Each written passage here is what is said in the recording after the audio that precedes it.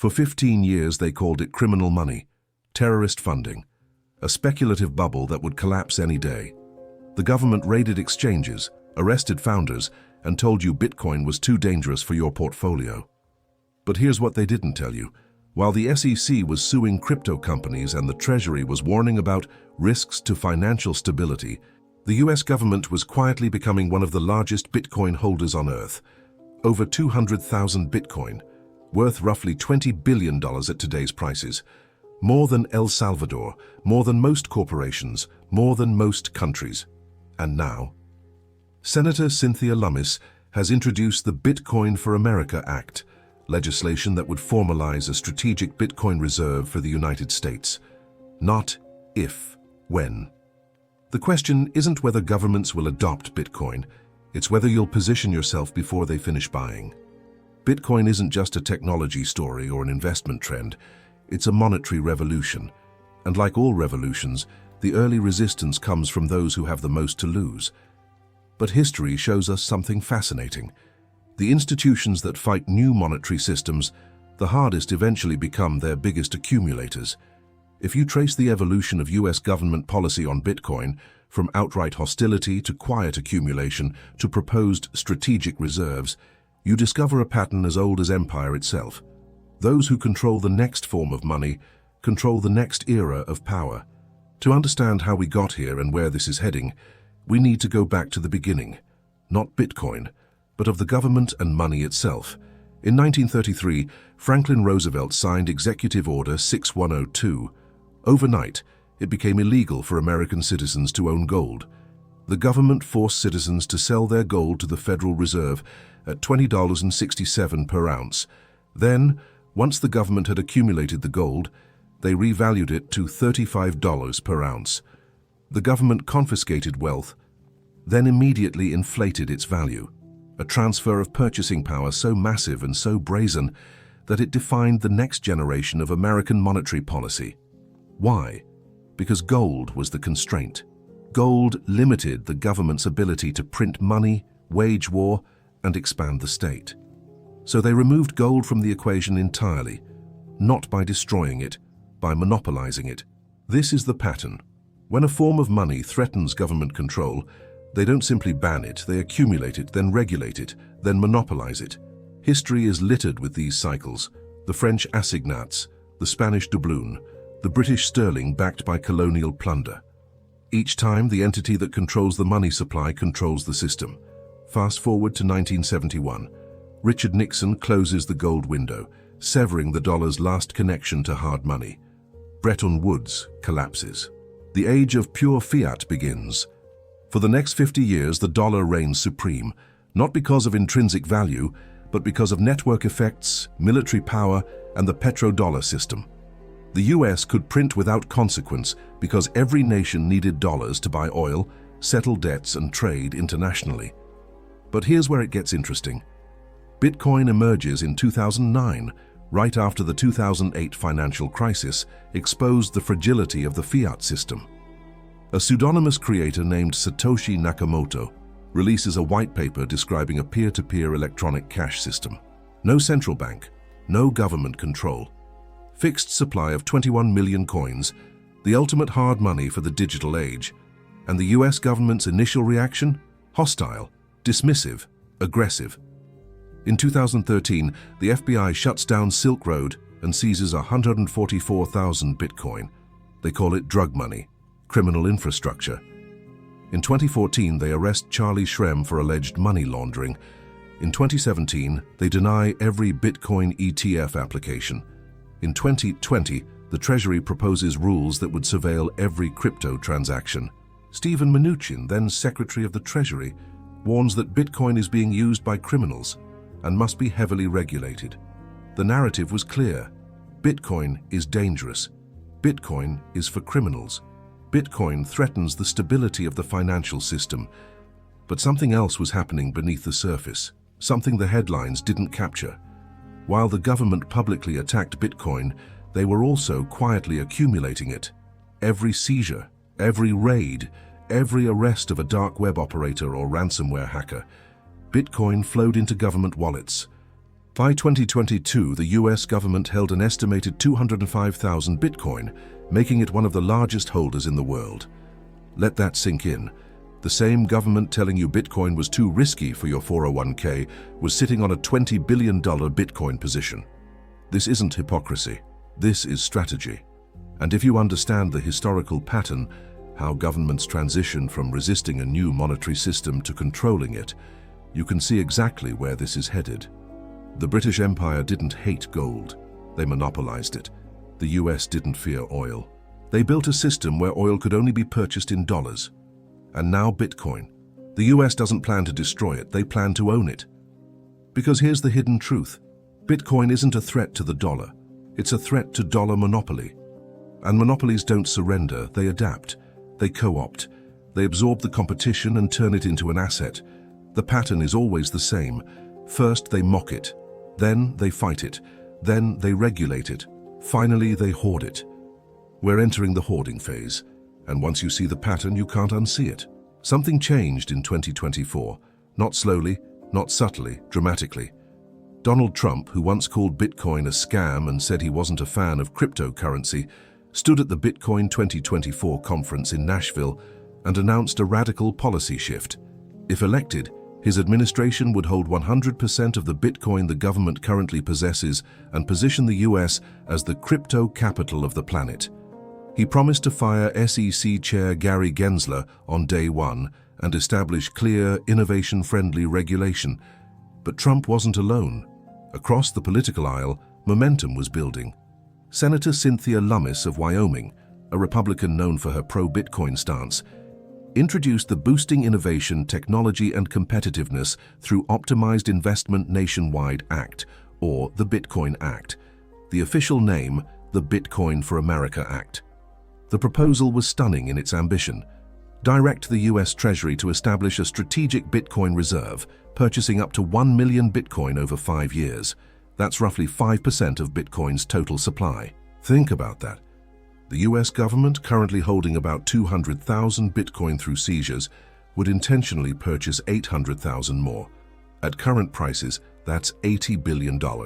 At future prices, potentially hundreds of billions. Why now? Why Bitcoin? Why the sudden pivot from hostility to accumulation? The surface explanation is competition. China banned Bitcoin mining in 2021, but not before accumulating an unknown amount through state-linked entities. Russia has explored using Bitcoin to bypass sanctions. El Salvador made Bitcoin legal tender in 2021. The Central African Republic followed. Nations are realizing that in a multipolar world where the dollar's dominance is eroding, Bitcoin offers an alternative, neutral, decentralized, and unseizable by foreign powers. But the deeper explanation is more unsettling. The US government knows something most people don't. The fiat system is running on borrowed time. The national debt is $36 trillion and climbing. Entitlement obligations are unfunded to the tune of $200 trillion. The only way to keep the system afloat is to print money, debase the currency, and export inflation globally through the dollar's reserve status. But what happens when the world loses faith in the dollar? What happens when the petrodollar system unravels? What happens when creditors stop buying US debt? You need an exit. You need a hedge. You need hard money. Bitcoin is that hedge, and the US government knows it. This is why the pivot happened so fast. In 2023, Bitcoin was still risky. By 2024, it was strategic. Presidential candidates were courting the crypto vote. Senator Lummis was introducing legislation. BlackRock, the world's largest asset manager, had filed for a Bitcoin ETF, which was approved in January 2024. Suddenly, Bitcoin wasn't fringe. It was institutional. But here's the twist. The legislation isn't just about buying Bitcoin, it's about control.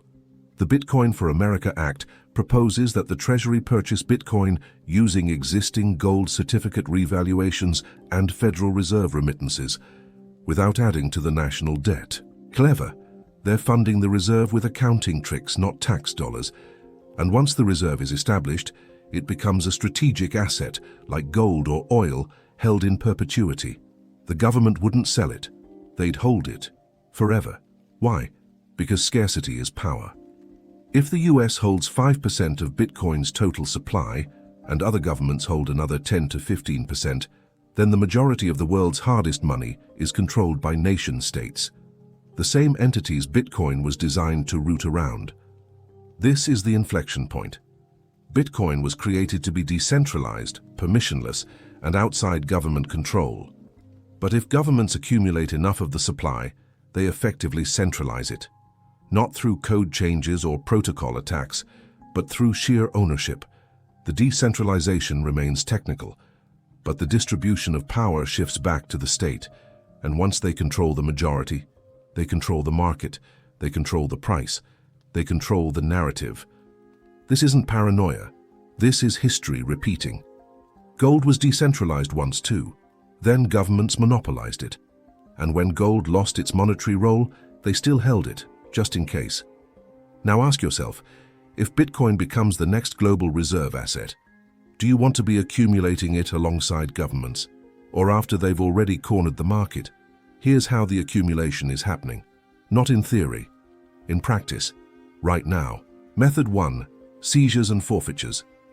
The US government is one of the world's largest Bitcoin holders because of law enforcement. Every time they shut down a dark web marketplace, arrest a ransomware operator, or prosecute a crypto fraud, they seize Bitcoin. And they don't sell it all. They hold it. The biggest seizure came in 2022 when the Justice Department confiscated 94,000 Bitcoin linked to the 2016 Bitfinex hack. That haul alone was worth $3.6 billion at the time. Add the Silk Road seizures, the Colonial Pipeline ransomware recovery, and dozens of smaller cases, and the government's wallet swells to over 200,000 Bitcoin. Officially, they auctioned some of it. The US Marshals Service has sold Bitcoin in batches. But here's the thing, the pace of auctions has slowed. In 2024, major seizures weren't immediately liquidated. Why? Because the policy is shifting. The Trump administration's promise to hold 100% of Bitcoin isn't just campaign rhetoric. It's signaling a strategic reserve framework. Method 2. Legislative formalization. Senator Lummis's Bitcoin for America Act isn't just aspirational, it's a blueprint. The bill proposes establishing a strategic Bitcoin reserve within the Treasury, purchasing up to 200,000 Bitcoin per year for 5 years, total 1 million BTC, funding purchases through Federal Reserve accounting maneuvers and gold revaluation. Holding the Bitcoin for at least 20 years, with no sales allowed except to pay down national debt. Here's where it gets fascinating. The bill specifically uses existing gold certificates as a funding mechanism. The US government holds gold certificates at a statutory price of $42.22 per ounce, despite gold trading at over $2,000 per ounce. By revaluing these certificates to market price, the Treasury could generate hundreds of billions in paper profits to fund Bitcoin purchases. No new debt, no taxpayer dollars, just accounting. It's brilliant. And ominous, because it means the reserve could be built without political friction, without congressional battles over spending, and without public awareness until it's already done. Method 3. ETF accumulation through proxies. Here's the subtler play. In January 2024, the SEC approved multiple Bitcoin spot ETFs, BlackRock's iShares Bitcoin Trust, Fidelity's Wise Origin Bitcoin Fund, and others. These ETFs now hold over 800,000 Bitcoin collectively, dwarfing most nation-states. But here's the question no one's asking. Who owns the ETFs? Pension funds, sovereign wealth funds, government-linked investment vehicles. When the US government can't directly buy Bitcoin due to political optics, they can indirectly accumulate through institutional proxies. State pension funds allocate 1 to 2% to Bitcoin ETFs. Sovereign wealth funds hedge dollar exposure. Government-sponsored enterprises diversify reserves. The result? Indirect accumulation. The Bitcoin ends up controlled by institutions aligned with state interests, even if it's not technically government-owned. It's the same playbook used with gold during the Bretton Woods era. Hold it through layers of intermediaries, maintain plausible deniability, control it when needed. Method 4. Mining and energy strategy. Here's the long game. Bitcoin mining requires energy, lots of it. And the US has something most countries don't: abundant natural gas, untapped renewables, and a deregulated energy market in key states like Texas. Between 2021 and 2024, Bitcoin mining operations flooded into the US after China's mining ban. Texas alone hosts over 25% of global Bitcoin hash rate, and guess who benefits when mining operations grow? Energy companies, infrastructure investors, government tax revenue. But there's a deeper strategy emerging. If the US can dominate Bitcoin mining, they control the network security. Not through code, through hash power. China learned this lesson the hard way. When they banned mining, they lost influence over Bitcoin's future. The US is positioning to be the mining superpower, which means they'll have disproportionate influence over protocol decisions, network upgrades, and the ecosystem's direction. Control the miners, control the network. Control the network, control the currency. Method 5. Regulatory capture. Finally, there's regulation. The SEC has spent years suing crypto companies, Coinbase, Ripple, Binance. The narrative was investor protection, but the effect? Consolidation. Every lawsuit drives smaller players out of the market and pushes trading volume toward regulated US-based exchanges. Once the market is consolidated, it's controllable. The government doesn't need to ban Bitcoin. They just need to regulate the on-ramps and off-ramps. Control the exchanges, control the liquidity, control the price. And once Bitcoin is fully integrated into the traditional financial system, ETFs, futures, custodians, it becomes another asset class subject to government oversight. This is the mechanism. It's not a single law or a single purchase. It's a multi-vector strategy. Seize through enforcement, accumulate through legislation, control through regulation, and dominate through infrastructure. And it's happening right now. Quietly, methodically, inevitably.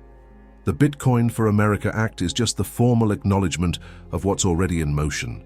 The reserve isn't being proposed, it's being built, piece by piece, seizure by seizure, ETF by ETF. By the time most people realize what's happening, it'll be too late. So why the urgency? Why is the US government pivoting from hostility to accumulation so rapidly? What do they know that they're not saying publicly? The answer is brutally simple. The dollar is dying. Not tomorrow, not next year. But the trajectory is clear. And when a reserve currency dies, empires fall. Let's look at the numbers. The US national debt is $36 trillion. Annual deficits are $2 trillion. Entitlements, Social Security, Medicare, Medicaid are unfunded by over $200 trillion. The only way to service this debt is to print money, and printing money debases the currency. Every dollar printed dilutes every dollar saved. For 50 years, this worked because of the petrodollar system. Oil was priced in dollars. Global trade settled in dollars. Foreign nations needed dollar reserves to function. The US exported inflation, and the world absorbed it. But the petrodollar is unraveling. Saudi Arabia is accepting yuan for oil. Russia and China are settling trade in local currencies. BRICS nations are exploring alternative payment systems. The dollar's share of global reserves has fallen from 70% in 2000 to under 60% today. That might not sound dramatic, but in reserve currency terms, it's an earthquake. And here's the kicker. The debt can never be repaid. It can only be inflated away. The US government will print dollars until they're worthless, export the inflation globally, and hope the system holds together long enough to transition to a new monetary regime. But transition to what? You can't return to gold. There isn't enough of it, and China and Russia have been accumulating it for years. You can't create a new fiat currency. No one would trust it. You can't force the world to use dollars forever. Empires end. So what's left? Bitcoin. Bitcoin is the only asset with the properties of gold: scarce, durable, divisible, but designed for the digital age. It's unseizable by foreign governments. It's immune to inflation. It's globally liquid. It's permissionless. It's the perfect reserve asset for a multipolar world. And the US government knows this. They've run the scenarios. They've modeled the collapse. They know the dollar's days as the sole reserve currency are numbered. So they're hedging. Not publicly, not officially, but strategically. This is why Trump flipped on Bitcoin. This is why Lummis introduced the legislation. This is why Bitcoin went from criminal money to strategic reserve in under 2 years. Because the smart money, the institutional money, the sovereign money, knows what's coming. But here's the hidden truth most people miss. Bitcoin wasn't supposed to be a government reserve asset. It was designed to be an alternative, a way for individuals to opt out of the fiat system, a decentralized, permissionless, censorship-resistant form of money that no government could control. But if governments accumulate the majority of supply, Bitcoin becomes just another tool of state power. It doesn't matter if the code is decentralized. What matters is who holds the coins. And if nation-states hold 20–30% of the supply, they effectively control the market. They can manipulate the price. They can prevent adoption. They can turn Bitcoin into digital gold, an asset held in vaults, not a currency used in commerce. This is the tragedy unfolding in real time. Bitcoin is being co-opted before it can fulfill its original purpose, and most people won't realize it until it's too late. The question isn't whether Bitcoin will succeed. It's whether it will succeed as a tool of individual freedom or as a tool of government control. Right now, the balance is tipping toward the latter, and the window to position yourself on the right side of this transition is closing fast. The US isn't alone. Across the globe, governments are waking up to the same realization, and a quiet arms race is underway. El Salvador went first. In September 2021, President Nayib Bukele made Bitcoin legal tender, the first country in the world to do so. The international community mocked him. The IMF warned of instability. The World Bank refused to help implement the policy. But Bukele kept buying, every dip, every crash. By 2024, El Salvador held over 5,800 Bitcoin, and the country's treasury was up over 50% on its investment. More importantly, Bitcoin became a tool of financial sovereignty. El Salvador could bypass the US-dominated banking system, reduce remittance fees, and attract foreign investment from the crypto community. The Central African Republic followed in 2022, making Bitcoin legal tender briefly before reversing the decision under IMF pressure. The message was clear. Smaller nations exploring Bitcoin would face economic coercion from legacy financial institutions. But the real story isn't small nations, it's the giants. China officially banned Bitcoin mining and trading in 2021. The narrative was crackdown, but here's what didn't make headlines. Before the ban, Chinese state-linked entities and early miners had accumulated vast amounts of Bitcoin. By forcing miners out of the country, China appeared to distance itself from crypto while privately holding positions accumulated during the early years. Now China is focused on the digital yuan, a central bank digital currency, CBDC, designed for control, surveillance, and financial dominance. But make no mistake, China understands Bitcoin's value. They're not abandoning it. They're positioning for a world where multiple monetary systems coexist, and they hold cards in every game. Russia has taken a different approach. After facing Western sanctions over Ukraine, Russia recognized Bitcoin as a tool for sanctions evasion. In 2024, Russia legalized Bitcoin mining and began exploring Bitcoin for international trade settlements. Energy-rich and geopolitically isolated, Russia sees Bitcoin as a way to bypass the SWIFT system and trade with partners outside US influence. Putin himself has acknowledged Bitcoin's utility as a hedge against dollar dominance. Russia may not be building a strategic reserve publicly, but don't be naive, they're accumulating. The European Union remains cautious but observant. The ECB has criticized Bitcoin, calling it speculative and environmentally damaging. But behind the scenes, European pension funds and sovereign wealth funds are allocating small percentages to Bitcoin ETFs. The official stance is skepticism. The unofficial strategy is hedging. Middle Eastern nations are perhaps the most interesting. The UAE has positioned itself as a crypto-friendly hub, attracting exchanges, mining operations, and Web3 companies. Saudi Arabia, despite its close ties to the dollar system, is exploring blockchain for oil settlements.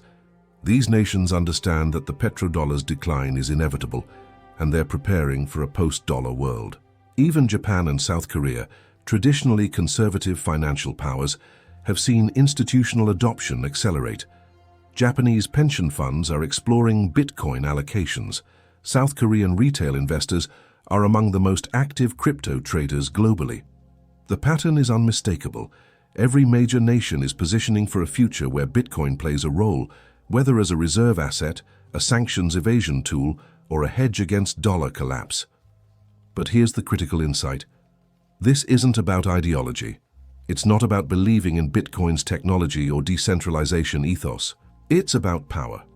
Governments are accumulating Bitcoin because they recognize it as the next scarce monetary asset. And in a world of currency debasement, scarcity is leverage. The race isn't to ban Bitcoin.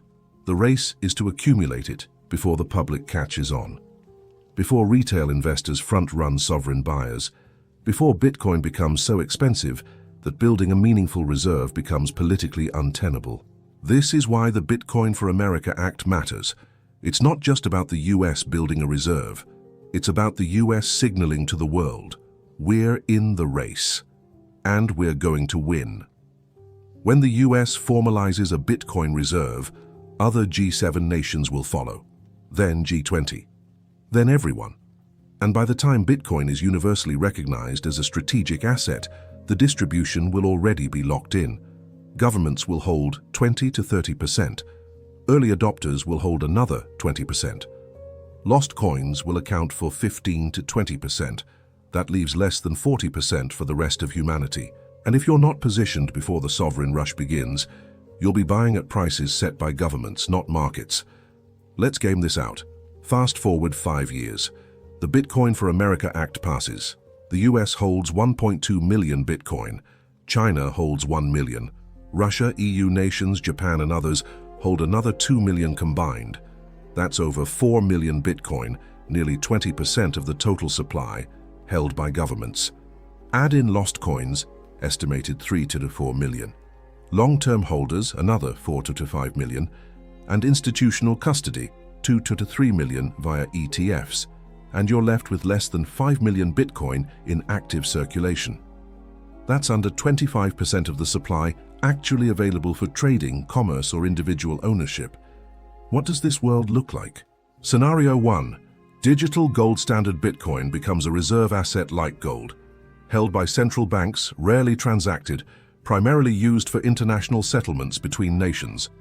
Individuals can own Bitcoin, but the majority sits in government vaults. The price is stable but controlled. Volatility drops, adoption plateaus. Bitcoin becomes a store of value, not a medium of exchange. In this scenario, Bitcoin succeeds, but as a tool of the state, not the people. It backs currencies, settles debts, and stabilizes reserves. But it doesn't liberate individuals from the fiat system. It just becomes another layer of the system. Scenario 2. Market manipulation. Governments with large holdings can manipulate price.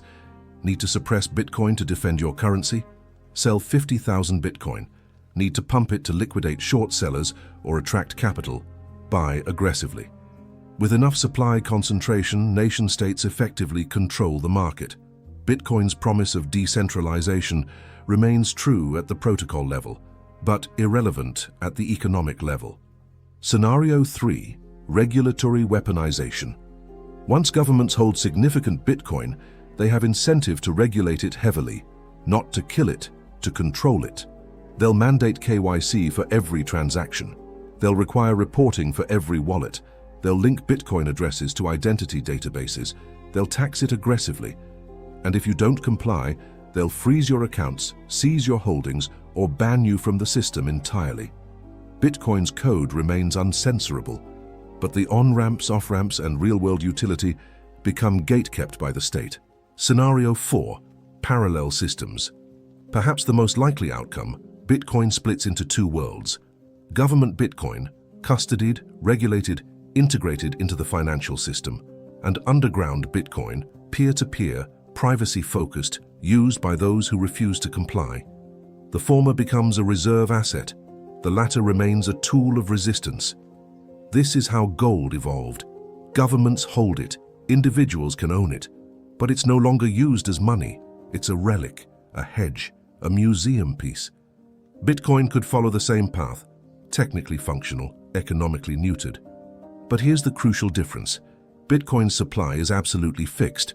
Gold can be mined even if slowly. Bitcoin's 21 million cap is immutable, which means if governments monopolize supply now, they can't create more later. Once it's distributed forever. This is why the race matters. This is why the next 5 years are critical. Because once the majority is locked up in government reserves, the game is over. You'll be buying scraps at sovereign set prices, or you won't be buying at all. So how do you survive this transition? How do you position yourself before governments corner the market? History offers a blueprint. In every monetary transition, there are winners and losers.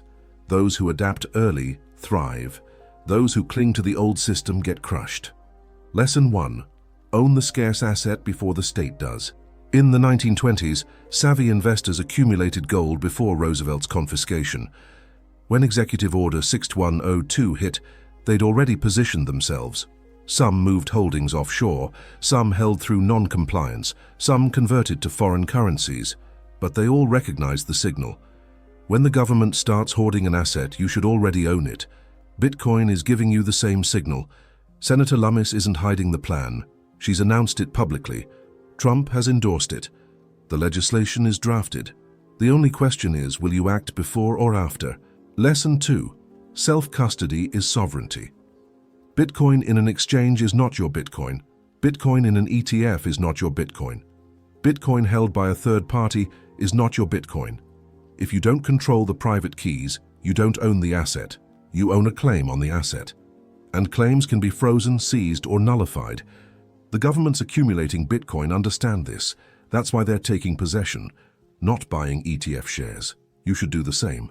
Hardware wallets, cold storage, multi-signature setups. Self-custody is the only way to ensure your Bitcoin remains yours when governments start asserting control. Lesson 3. Dollar cost average, don't time the top. You're not going to perfectly time the market. You're not going to buy the bottom and sell the top. What you can do is accumulate consistently. Dollar cost averaging, buying a fixed amount regularly regardless of price, ensures you build a position over time without the stress of timing. The US government will take 5 years to accumulate 1 million Bitcoin. You have that same 5-year window. Use it. Lesson 4. Understand the tax implications. Governments won't outright ban Bitcoin if they're accumulating it, but they will tax it aggressively. Capital gains taxes on Bitcoin are already high in most jurisdictions, and they're likely to increase. Plan accordingly. Hold long-term to minimize short-term gains taxes. Consider tax-advantaged accounts where legal. Consult professionals. Don't let taxes erode 30–40% of your gains. Lesson 5. Diversify but don't diversify away from hard assets. Bitcoin isn't the only hedge. Gold, real estate, productive assets, anything scarce and difficult to inflate away, deserves a place in your portfolio. But don't make the mistake of over-diversifying into fiat-denominated assets. Bonds, cash, money markets. These will all be debased as governments print to service debt. The survivors of monetary transitions hold hard assets, always. Lesson 6. Educate yourself constantly. The landscape is changing fast. Legislation, regulation, protocol upgrades, geopolitical developments. You need to stay informed. Follow the policy debates, read the bills, understand the mechanisms. The game is being played in the open. You just need to pay attention. The people who get blindsided are the ones who aren't watching. Don't be them. Lesson 7. Accept that you're early, but not forever. Right now, owning Bitcoin feels fringe. Your family thinks you're speculating. Your friends call it risky. The media still questions its legitimacy, but that's what early looks like. Every paradigm shift feels crazy until it's obvious. In 5 years, when governments hold millions of Bitcoin and ETFs have trillions in assets, it won't feel early anymore. It'll feel late. You'll wish you'd acted when Bitcoin was 100K, 80K, 50K, when it was risky. The truth is, the risk isn't in owning Bitcoin. The risk is in not owning it when the entire global financial system is restructuring around it. The constant principle: position before the crowd. In 1933, those who held gold before confiscation were positioned for the revaluation. In 1971, Those who held hard assets before the Nixon shock survived the inflation. In 2008, those who held non-correlated assets survived the financial crisis. In 2025, the signal is clear. Bitcoin is transitioning from fringe asset to strategic reserve. Governments are accumulating. Institutions are allocating. The window is closing. The question isn't whether you believe in Bitcoin's technology. The question is whether you recognize the pattern and act accordingly. The truth is, monetary transitions are never peaceful. They're not announced with fanfare or public votes. They happen quietly, through legislation, policy shifts, and strategic accumulation. By the time the average person realizes what's happening, the distribution of power has already been decided. Bitcoin was designed to be the people's money, a way to opt out, a tool for freedom. But history shows us that even the most revolutionary technologies get captured by those with the most power.